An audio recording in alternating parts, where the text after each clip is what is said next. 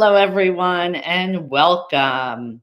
I'm Jayne Latz, also known as the Communication Trainer, and from Corporate Speech Solutions.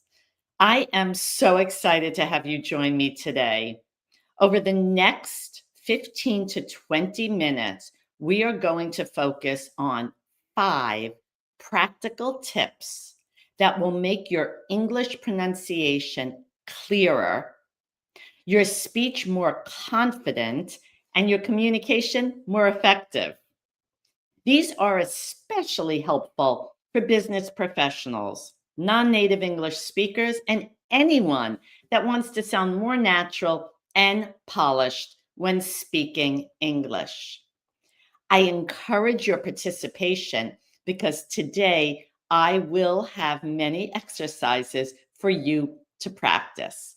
Try them with me out loud and feel free to put your questions and comments in the chat, in the comments section. Let's make this time fun and interactive. These 5 tips are part of our 52 weekly tip series. Every week, I post a new tip on all our social media platforms, something that you can practice daily or use as a quick reminder to improve your speaking skills. If you ever have questions or find certain tips challenging, you can always join one of our live streams and share your thoughts and your questions. These are not random tips. They are strategies that truly work. We use them with our clients who are learning to develop confidence in public speaking, especially when English isn't their first, second, or third language. So before we start, I'd love for you to type in the chat where you are watching from. This is always fun because people from all over the globe check in. I am in my southern office in Florida. Many of you are used to seeing me in my New York office, but today I am in very warm, very hot Florida. So let's get started with tip 37, something that is fun and causes struggles for many non-native English speakers. Watch those tricky silent letters.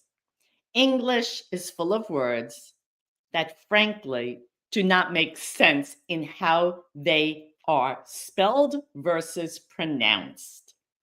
For example, the final B in words like bomb and thumb are silent. We do not pronounce that final B. The final T in ballet or buffet are silent. I remember several years ago working with a client, and when she found out that the word buffet, someplace we eat, all you can eat, lots of food out, was not pronounced buffet, she was horrified. She couldn't believe she had been pronouncing it incorrectly for so many years. Many people ask why. Why is the spelling so confusing? And that has to do with the old English writing, which was 90% phonemic, which means words generally sounded the way they looked. But starting in the 15th century, English began borrowing words from other languages, and many of these words did not follow typical pronunciation rules of English. A few other challenging, tricky silent letters in words would be the word island. That S is silent. Island. Debt. This one causes so many challenges. It is not pronounced debt. There's a B in there. Ignore that B. It really is DET, debt. And before I give you one more, If you have a challenging word, please put it in the comments section, because I know we have so many challenging, tricky, silent letters. As a matter of fact, we have a list of about 75 of them that we used to give to our clients. And that's just half, if not less than half, of the many confusing words. And how about the word receipt? May I have a receipt for my dinner? There's a P in the middle of the word, but we don't pronounce it. So let's practice together. I want you to get used to not looking at how it's spelled, but how it's pronounced instead. So the word bomb, there's no B pronounced. Say it with me. Bomb. Thumb. See how it ends with an M, not a B. Ballet. We don't pronounce that final T. Buffet. We don't pronounce that final T. Island. No S is pronounced. Debt. And receipt. This is why we call them tricky, silent letters. So again, type in the comments section if you have a word that you've always worried about or wondered, how do I correctly pronounce that word? And now we're going to move on to tip 38, contractions. Contractions are when we combine two words to make them flow more naturally. For example, I am can become I'm. I am Jayne Latz. Do not becomes don't. Do not touch that. Don't touch that. We are becomes we're. We're going to the park. Now, sometimes using those contractions might be more challenging, and that's okay. You can always say we are or do not. Using contractions makes your English sound more conversational. They also help non-native English speakers to blend in and sound more natural. However, a word of caution, pronouncing them correctly takes practice. It's going to feel a little tricky at first, but you'll get there. So let's practice, okay? I am happy. The contraction would be I'm happy. Again, until you're comfortable with the fluidity, you can say I am happy. It's the same thing. But as you become more comfortable with that contraction, I'm happy. Here's another one. We cannot go becomes we can't go. Make sure when you say we can't go that the whole word is pronounced. We can't go. Notice how much smoother it is when we use a contraction. Try saying those phrases out loud. But most importantly, if you're not ready to pronounce those contractions clearly, by all means, continue to say the two words until it is clear and smooth. Do you have a contraction that you're struggling with? Please feel free to put that in the comment section.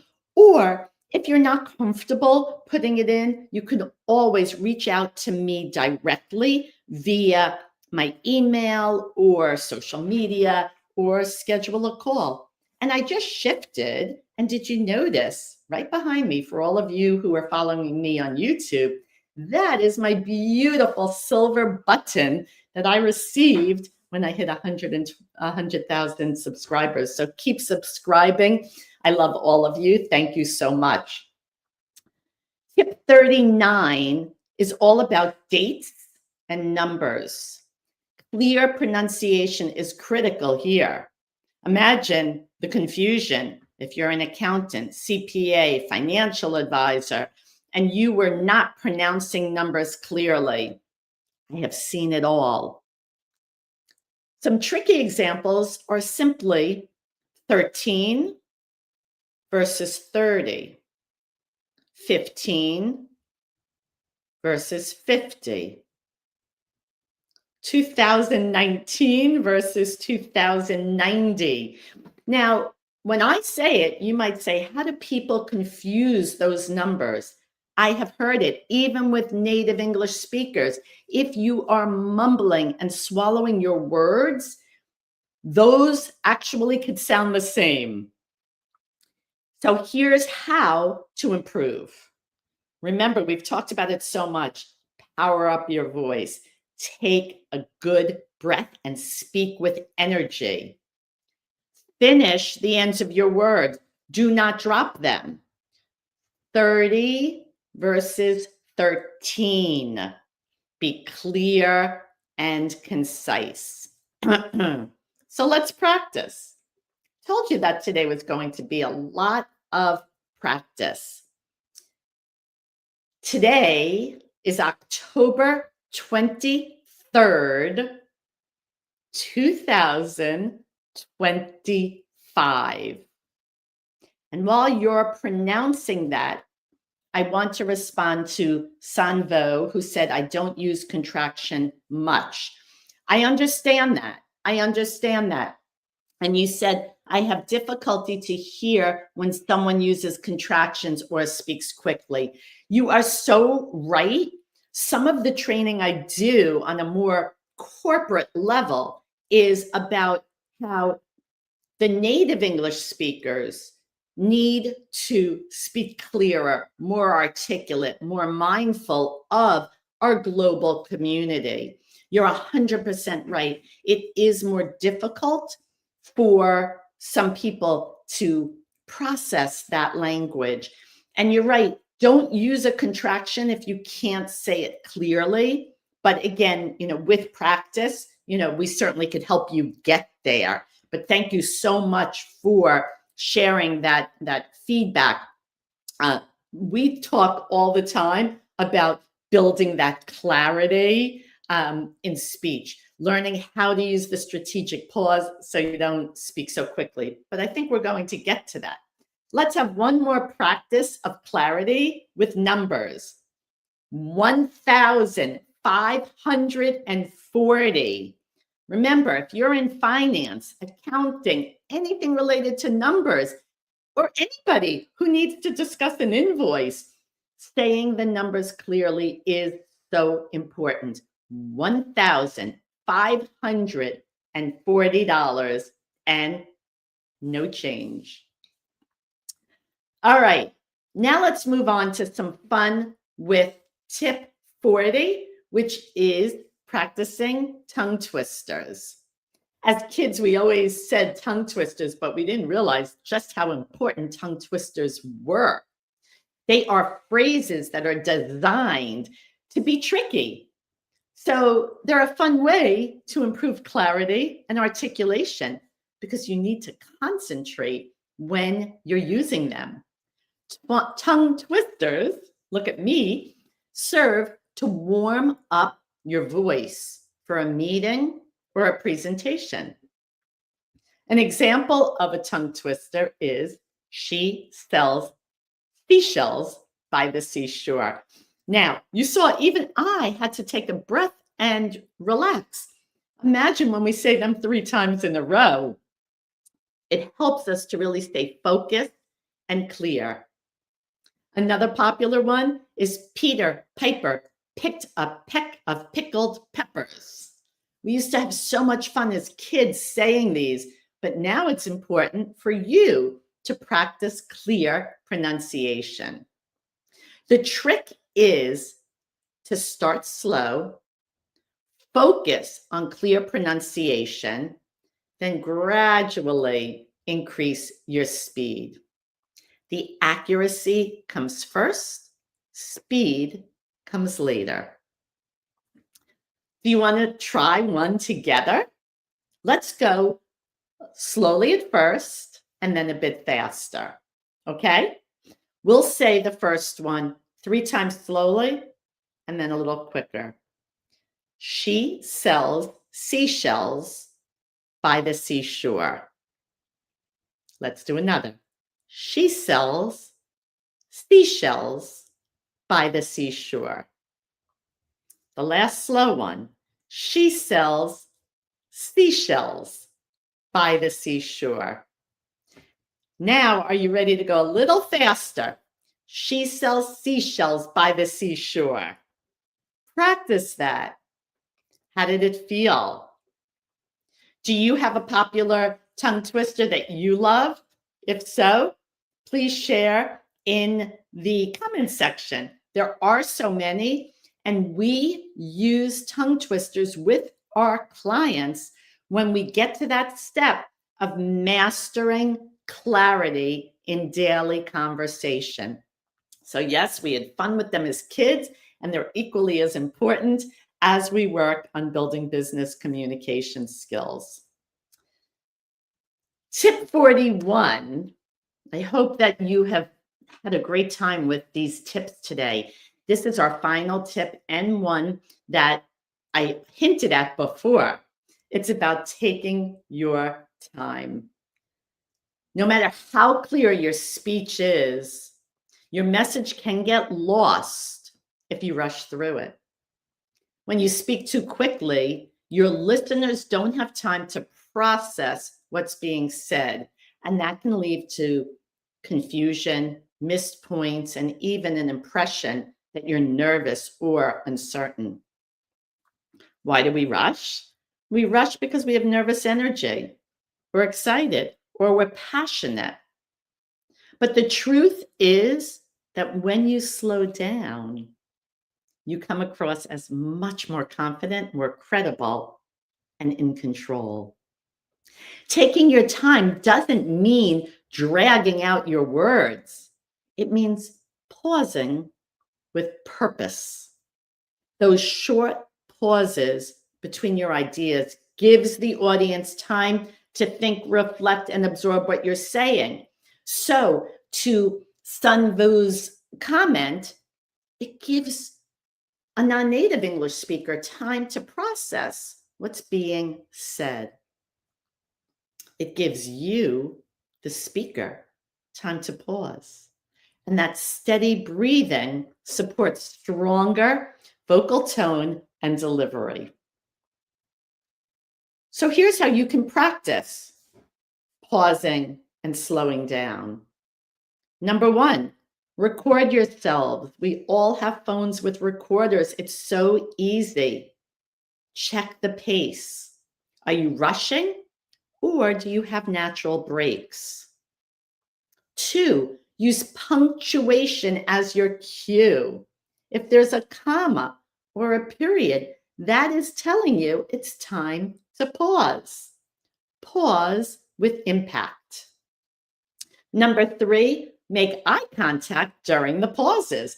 This connects you to your listeners. So remember, that well-timed pause will help you to emphasize a key point, to clarify a message, and make you sound more professional and persuasive. So next time you speak, whether it's in a meeting, a presentation, or simply a one-to-one conversation, take a breath, slow down, and give your words time to make an impact. So let's recap the 5 tips that I shared today because they really are 5 powerful tips. So get your pen and paper out if you haven't yet. 1, watch your tricky silent letters. Practice saying them without the letters that you see in the words. 2, use contractions to sound more natural. However, use them when you're comfortable with them. 3, pronounce your dates and numbers clearly and correctly. keep practicing. 4, practice those tongue twisters. They will help you to build your clarity. And 5, take your time.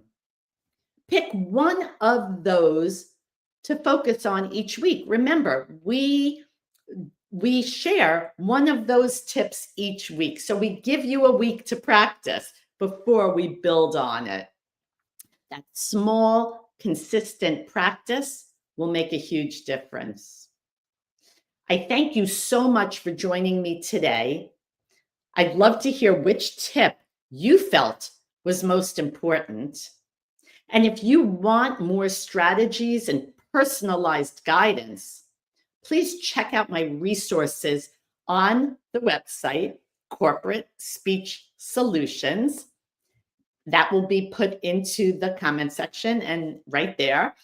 And mark on your calendar, November 20th. That is our next live stream with the next 5 tips. And the most important thing is the more you practice, the more you will be able to deliver your message in a clear, concise, and confident manner. Thank you so much for watching.